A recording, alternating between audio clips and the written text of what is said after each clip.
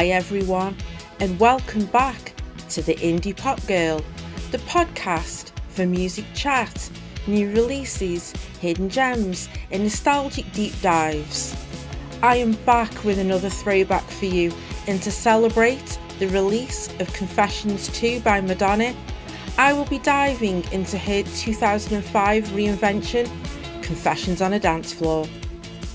And before we get into the episode, if you enjoy music discussions like this, please consider following the podcast or leaving a like, depending on where you're listening. It really helps the show reach more people, and it means a lot for a small independent podcast like this one.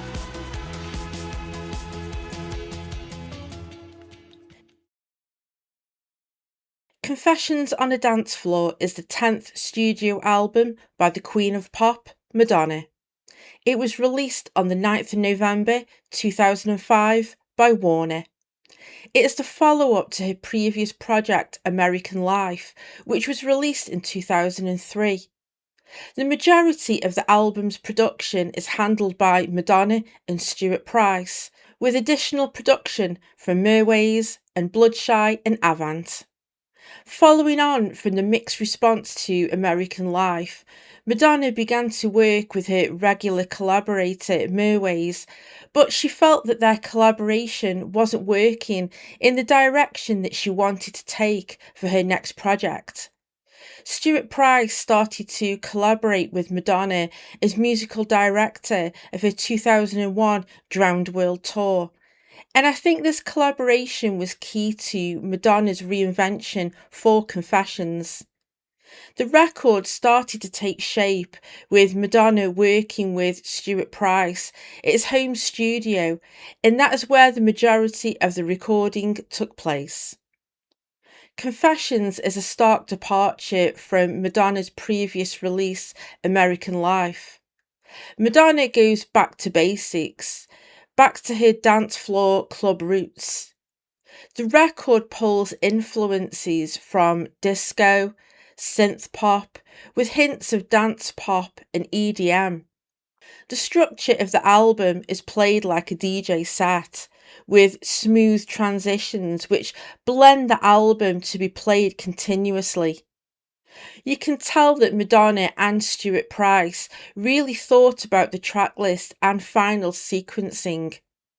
When you listen to it, the tracks blend beautifully into each other. I feel that Madonna really played Stuart to his strengths with Confessions. His DJing experience is not only part of the production, but is the core element that holds all of the tracks together, as it plays like a non-stop in the mix format. I've wanted to talk about Madonna again on the podcast for the longest time. This is such perfect timing, as today is the day that Confessions 2 is finally released. I still find it hard to believe that Confessions on a Dance Floor was released back in 2005. If you are a regular listener to the podcast, then you will know that the 2000s isn't the decade I gravitate towards. I explained in last week's episode covering Supernature by Goldfrapp, which was also released in 2005, that I felt that the wheels were starting to fall off in terms of pop music. There are a few exceptions, of course, but overall, I felt that the musical landscape was starting to sound very bland. I think this is a period where I felt that there was a bit of a shift happening. It's always a big deal when there's a new Madonna album on the horizon, and you know what? I actually didn't mind American Life. I respect Madonna as she is constantly pushing the envelope with her artistic vision. She knows exactly what she wants to deliver. Sometimes it works, and sometimes it doesn't. That is all part of being an artist. She is the queen of reinvention after all. I was living and working in London at the time Confessions was released.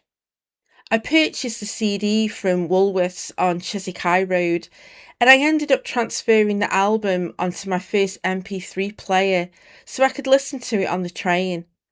I had about a 10-minute journey on the train to work, but sometimes I would walk from Chiswick train station to Chiswick High Road, and Madonna was my soundtrack. I loved what Madonna was doing, pulling in influence from ABBA, obviously, but also with the likes of Depeche Mode and Pet Shop Boys, other artists that I love so much. It's been an absolute joy to revisit Confessions all over again in preparation for this episode. It actually mirrors what I have been listening to in my own time away from the podcast. I have been gravitating towards dance pop a lot lately, some Kylie and Goldfrapp, a lot of Pet Shop Boys and Madonna, and of course, I will be reviewing Confessions 2 next week. I am so excited to pick up my copy of the vinyl, and do stay tuned as I will be revealing it in all its glory on my socials very soon.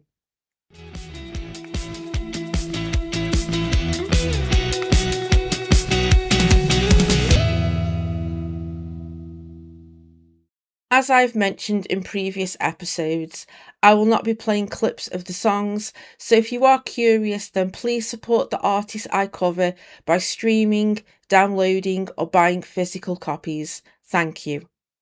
Track 1, Hung Up. I could probably dedicate a whole episode just for this track alone. I'm sure you will be aware of Hung Up. It was absolutely everywhere when it dropped. First of all, to introduce the next era to the general public and critics with a monster of a track like this is nothing short of iconic. American Life had received a mixed response back in 2003, and like a lot of records around that time, it has had a reappraisal. But the backlash to the music video with the American Life single and the political controversy surrounding that kind of overshadowed the album. Madonna made the decision for her next project that it was time to dance. If you are familiar with the track, then you will know that it features a prominent sample of ABBA's Gimme Gimme Gimme A Man After Midnight from 1979.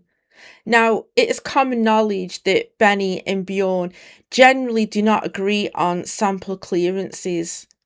Madonna had sent them a letter and she explained how much she loves their music. I read that the duo didn't say yes straight away and that they had to think about it. Thank God that they agreed to the sample clearance. It's a win-win situation for all parties if you think about it. The sample is the core essence to the song. You really couldn't imagine the song without it. It became a smash hit all across the world for Madonna, and Benny and Bjorn's agreement was under one condition. They made a copyright agreement which meant that they would receive a significant share of the royalties in sales and airplay. It wasn't just ABBA that Madonna was referencing in Hung Up, but she was also referencing her own work. Hung Up contains lyrics from her 1989 duet with Prince with the track Love Song from the Like a Prayer album. We all know how iconic Hung Up actually is, and I've heard it so many times since it dropped in 2005. But coming back to this record recently, and to be honest, it's been a while since I last played it in full. I was absolutely taken aback how incredible and detailed the production is. You really pick up the details with headphones. The panning and the way how the sample builds into the intro is fucking breathtaking. If you listen closely, the sample fades in and out with the arrangement, so it doesn't overstay its welcome. The synth work is out of this world, and Madonna sounds fantastic. I could be having the day from hell, and I would put this on, and I would feel like I could take on the world. Madonna is so badass. She has always given me the strength in her music, and that is something that I will always appreciate. I can't talk about this track without mentioning the instrumental breakdown in the bridge. I think it's some of Stewart's best production work. It feels like you are standing outside the club. The production is muffled and slowly comes in again with the sample and builds to the explosive outro. It's absolute genius, and I can fully understand why it's one of Madonna's most beloved tracks. Track 2, Get Together. This track was released as the third single, and I will be honest, I was slightly underwhelmed by the song initially. But with listening to the non-stop version, it really does help with tying all the tracks together, and that is when it all starts to make sense. The strength of the cohesion really comes through, and I now have a brand new appreciation for it. The track samples and interpolates the 1998 worldwide smash Music Sounds Better With You by Stardust. And in the Baby We Can Do It All Right line is an interpolation of Take Your Time, Do It Right by SOS Band. Get Together is built on electropop and disco, but in the production, there is a trance feel with some techno elements, which sounds fantastic. Listening back now, I feel that there is a freshness about this track. It still sounds clean and modern with some strong production. The synths sound light and airy, but is backed with thumping house beats. I love how Madonna's vocals are mixed. She sounds quite intimate in the mix, with the arrangement balanced in the background. But she never sounds drowned out, even with the vocal effects and layering. It's really weird. It's obviously made for the clubs and dancing, but there is something really relaxing about it at the same time. It's something that I never noticed before until I started to pick up the details with headphones. I love that instrumental drop after the bridge. For me, that really ties the whole song together. But it is so ahead of its time. You would think that Get Together would have been released during the EDM explosion in the 2010s, and I am sure that a lot of artists and DJs use this track as a reference point. Track 3, Sorry. So, how does Madonna follow up the huge worldwide success of lead single Hung Up? Well, she dropped Sorry as her second single, and not only is this one of the greatest pop songs ever created, it is one of my favourite Madonna tracks of all time. It ticks all of the boxes for me, from the empowering lyrics, structure, and production. It's absolutely perfect. You can tell from the introduction that there is a slight shift coming. I fucking love how this track builds. It is so satisfying. You can tell that Madonna and Stewart have really taken their time with the arrangements and let the songs breathe and develop naturally. Madonna's spoken word in the intro is just genius. I get the chills every time I hear it. She reads out phrases asking for forgiveness in different languages, and she repeats this process in the bridge. It's something so simple, but holy shit, it is so powerful. Lyrically, Madonna has had enough with this person. She is tired of the bullshit, and the repetition of the I've heard it all before refrain really drives the message of the song that Madonna isn't going to take this nonsense anymore. I love how confident her delivery is, and like I said, it's so empowering. You really believe every word she is saying.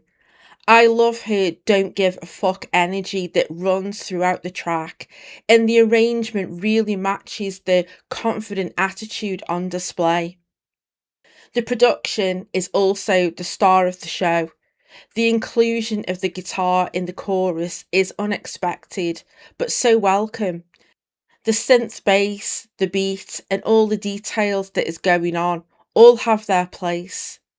Sorry was one of the first tracks developed for the album, but it was also the one track which took the most time to complete. She took the approach of the flexibility of having the tracks remixed, a perspective that Madonna had in mind when developing Confessions. And talking of remixes, for the single release of Sorry, several remixes were enlisted. The Pet Shop Boys were one of them, and I have to say that it was an inspired choice. Now, I'm going to be biased because I love both of them, but my god, this remix just takes Sorry to completely new heights. Pet Shop Boys were one of the inspirations for Confessions, and I hear that. They are the masters for remixing their own work and for other artists, and with the Sorry remix, they put their stamp all over it. Neil Tennant added some additional vocals in the remix, and it's just so fucking iconic. Hearing him sing, I'm sorry, so sorry, is just total pop genius. I lost my shit when the remix dropped, and so did Madonna. Madonna called the remix as thunderous, and my favourite remix ever. The mutual respect between two of my favourite artists is just so beautiful. And Madonna would incorporate the Pet Shop Boys remix of Sorry in her 2006 Confessions tour. Track 4, Future Lovers. If someone had asked me about standouts from this record apart from the singles, my answer would probably be this one. Future Lovers is everything that I love in pop music, synth pop and electro pop. What Madonna and Stewart do here in this track is just magical. They take the influence and inspiration of I Feel Love by Donna Summer from 1977. The futuristic production from Giorgio Moroder was completely ahead of its time. In here, Madonna cleverly takes that sound and pays tribute to the songs that she danced to in the clubs when she was starting out with her career. Like I Feel Love, Future Lovers also feels futuristic. I love the spoken word intro by Madonna.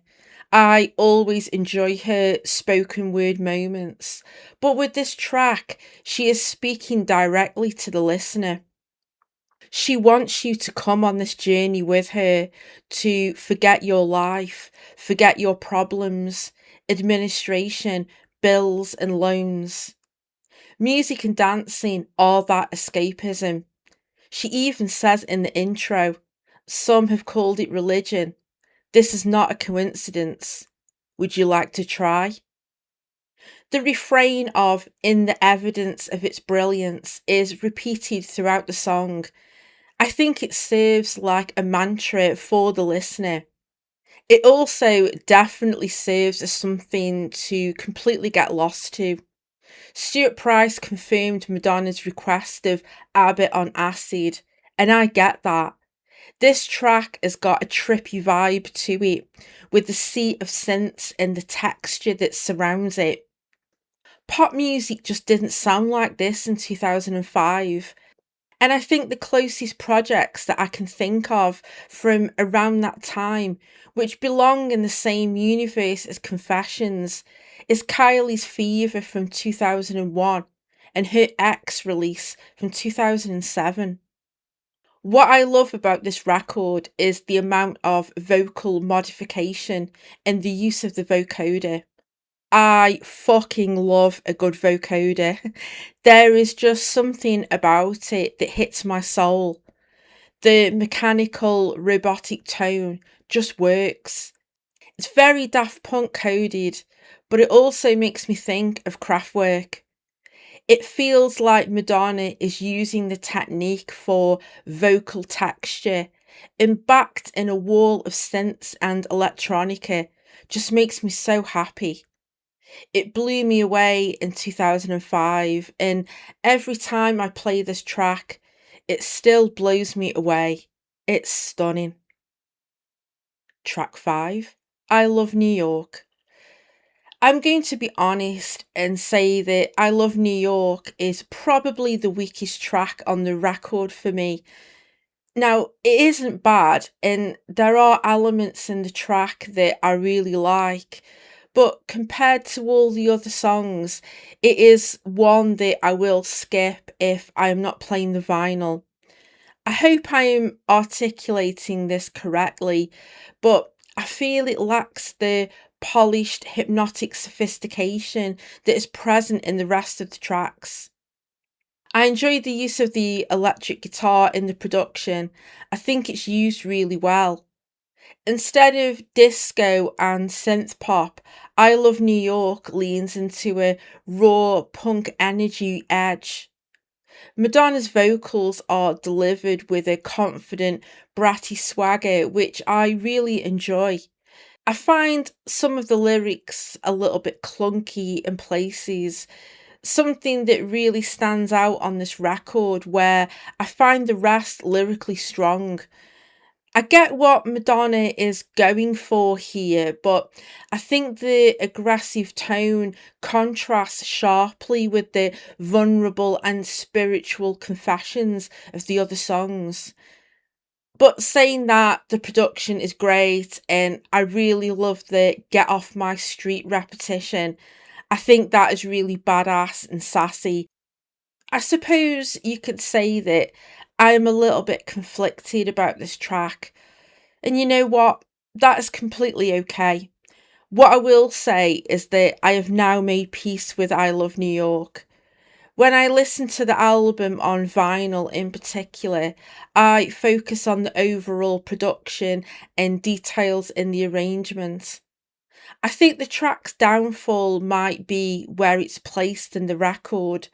Following on from four huge pop bangers is a difficult act to follow, and the only way I can describe is that I found it jarring at the time.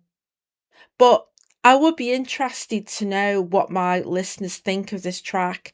And do you agree with my opinion? Let me know in the comments. I would love to hear from you. Track 6, Let It Will Be. I would say that this track sets up the second half of the record, which is more introspective and personal. Madonna talks about the detachment from fame, a confession to her listeners, if you will. It feels like after world domination, Madonna wants to just focus on other aspects of life. That could mean her family, privacy, and being at that point where there is nothing left to prove. It's like she has moved from public dominance to private peace.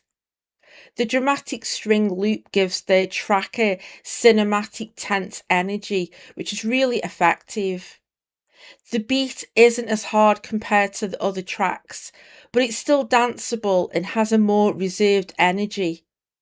Sonically, it brings to mind the Pet Shop Boys, especially with their dance cuts. They would often use instruments like the guitar and string samples, and I think this track has the same energy.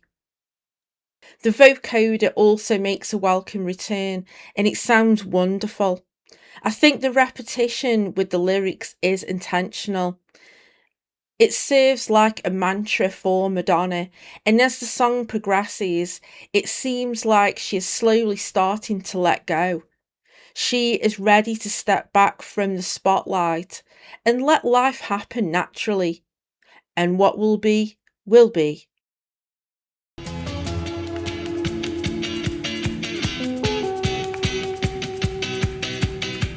If you're listening right now and enjoying this is your cue to hit like before you forget. I really do appreciate all of the support. Thank you.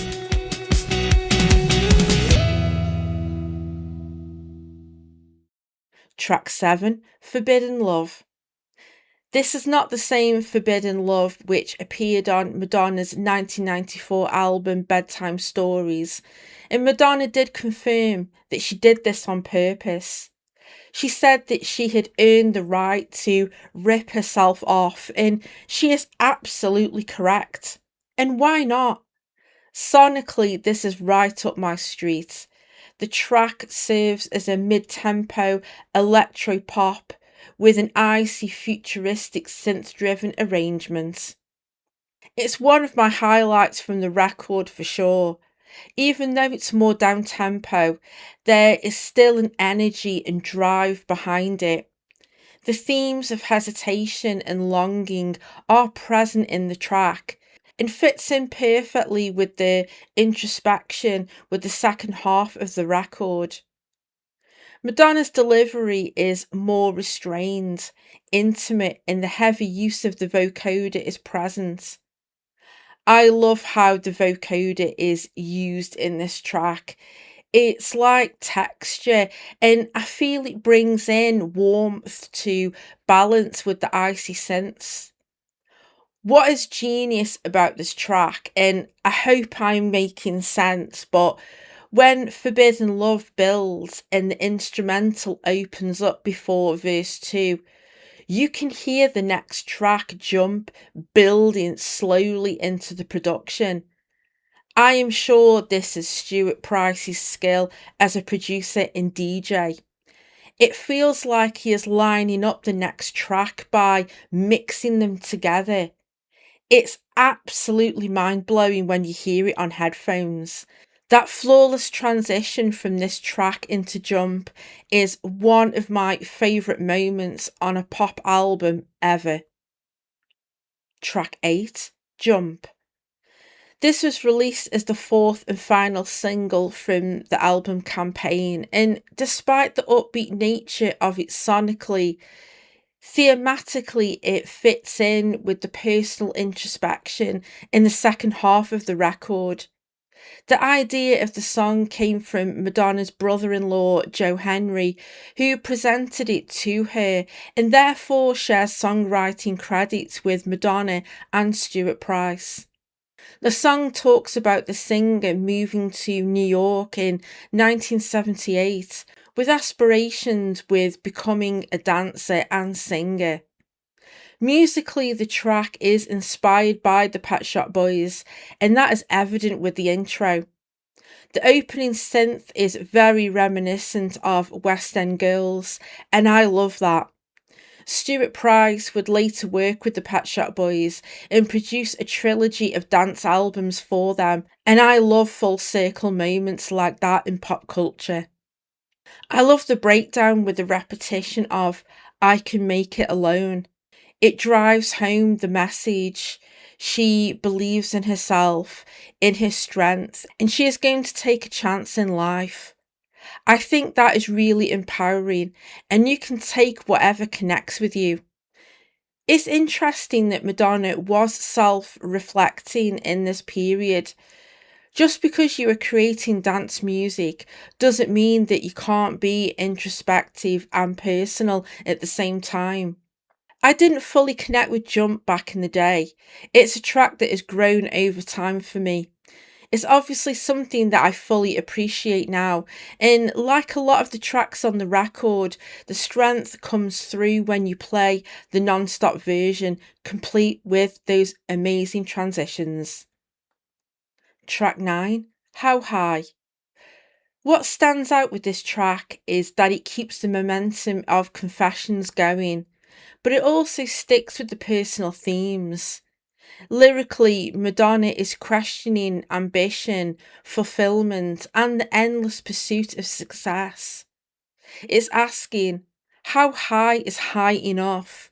Which fits surprisingly well with the album's underlying theme of searching for happiness and freedom beneath all the glitter. I actually think that's one of the reasons Confessions has aged so well. On first listen, it's an exhilarating dance pop record, but the more you spend time with it, you realise quite a few songs have more to say than they first appear. It's another piece of the album's emotional journey rather than just the next dance track. In the pre chorus, Madonna makes a callback to two tracks from her music album from 2000. She references Nobody's Perfect, a clear echo of the track Nobody's Perfect. And she ends the pre chorus by saying, I guess I deserve this, which makes me think of the track I Deserve It. The little references and callbacks are really clever. On music, Madonna was in a very contented place personally. Songs like I Deserve It and Nobody's Perfect are intimate and reflective. By Confessions, Madonna is still reflective, but she's asking bigger questions. It's something that you would probably not expect in a dance pop record, but this is Madonna. She does things her way and shows her strength as a songwriter. And I'm going to say it here, she simply does not receive enough credit as a songwriter, arranger, and producer. At this stage in her career, she wasn't following trends in the musical landscape, but she was setting them and paved the way for the artists that followed. Track 10, Isaac. Isaac is perhaps one of the most misunderstood songs in Madonna's catalogue, and the track has been regarded as the album's closest thing to a ballad. It isn't quite in full ballad territory, but there is a definite sonic shift. Named after featured vocalist Yitzhak Sinwani, whose haunting vocals draw on the Hebrew poem Im Nin Alu, the song was often surrounded by controversy despite feeling far more spiritual than religious. Imnin Alu is also notable as it became a huge hit in Europe by Israeli singer Ofra Haza in 1988. That remix is one of my favourite songs from the 80s, and it makes me wonder whether if Madonna was going for the same sonics with Isaac. Presenting the poem with a pumping dance beat and synths is just genius in the way it pulls in different sounds. It fits into Madonna's history of using religious and spiritual themes into her work. Listening to it today, I can't help but hear echoes of Ray of Light.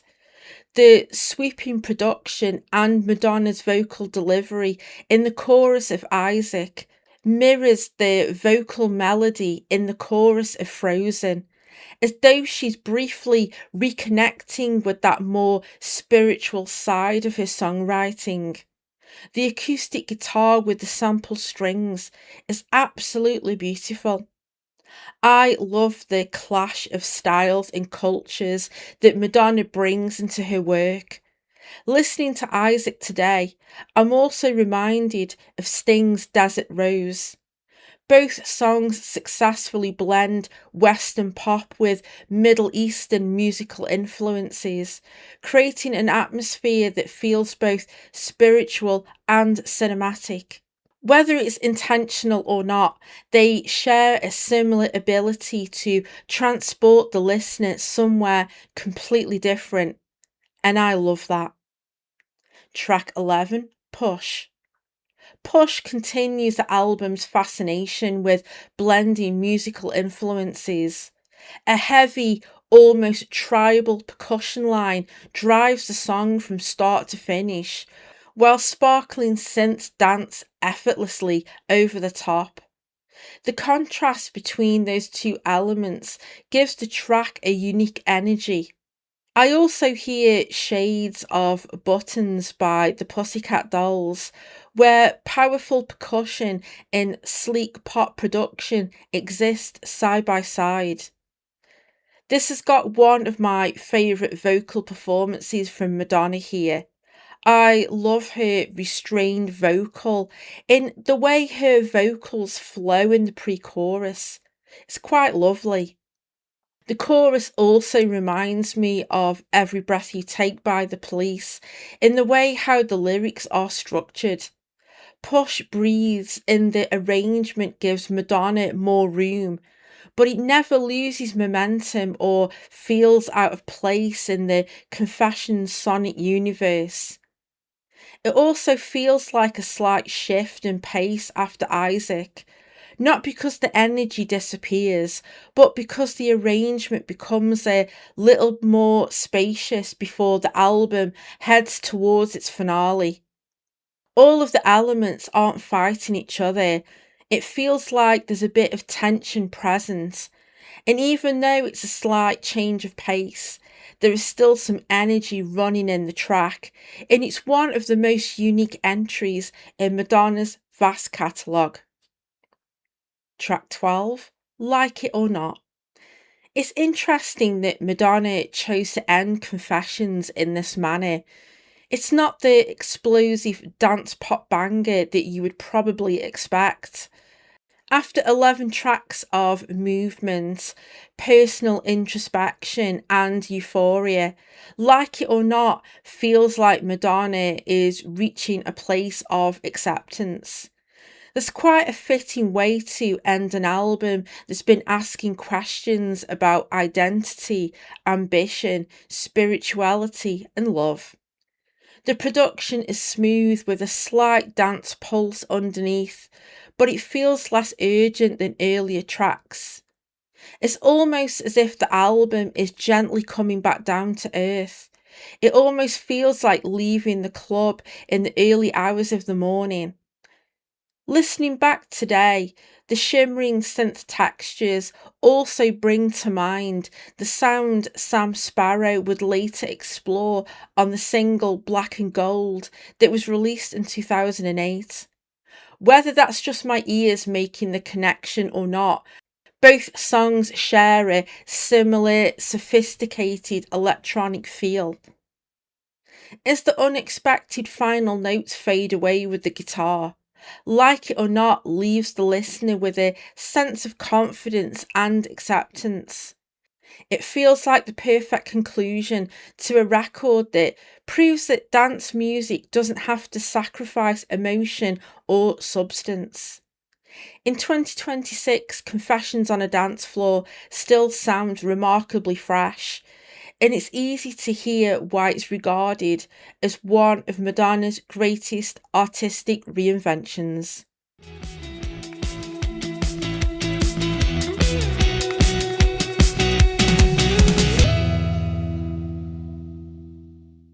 Upon release, Confessions on a Dance Floor received widespread critical acclaim, with many praising its seamless production, irresistible hooks, and Madonna's ability to reinvent herself once again.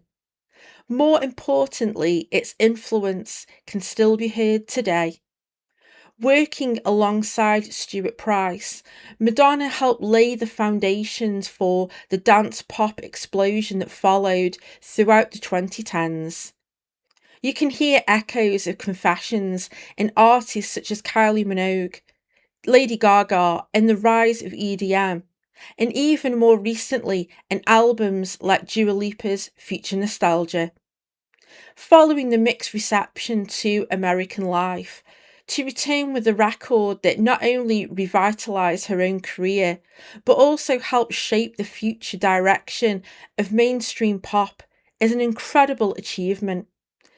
It's also rather fitting that this episode is released on the very same day as Confessions 2.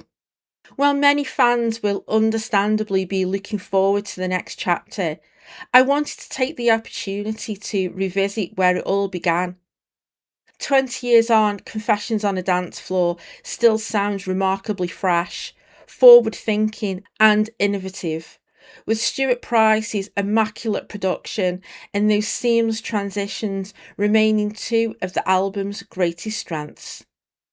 Above all, this episode is a celebration of Madonna herself, an artist who has continually challenged expectations, reinvented popular music, and inspired generations of musicians. She is, quite simply, the Queen of Pop, an icon, a legend, and someone who will always be one of my favourite artists. If you haven't dipped your toes into Confessions, I hope you do check it out after this episode is finished. I guarantee that you will find something to enjoy if you love synth and dance pop.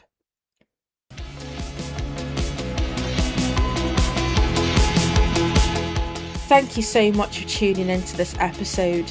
If you've enjoyed it, I'd really appreciate it if you could follow, like or share, as it helps other music lovers discover my podcast. If you're listening on YouTube, don't forget to like this episode and subscribe to the Indie Pop Girl podcast. It really helps the algorithm push the video out to more people, and as a small independent podcast that's still growing, every like and subscription genuinely makes a huge difference. I'm posting full episodes, shorts and little teasers over there, so there's always something new to watch. Let me know in the comments if you love this record and if you are a fan of Madonna. And let me know if you're excited about Confessions too. I always read and respond to comments, and I love hearing what you all think. You can also find me on Instagram and Threads at the Indie Pop Girl, and on TikTok at the Indie Pop Girl Podcast. And if you want to dive even deeper, there's a public Spotify playlist called Favourite Tracks from Podcast Episodes, where I add some of my top picks from each record I cover. It's updated as new episodes drop, so you might just find your next obsession. I will be back next week, and it's going to be a big one. I will be reviewing one of the highly anticipated pop albums of the year. I'm talking about Confessions 2 by Madonna, so stay tuned. Until then, I'm Rachel, the Indie Pop Girl. Thanks for listening, take care, stay safe, and I'll see you next time.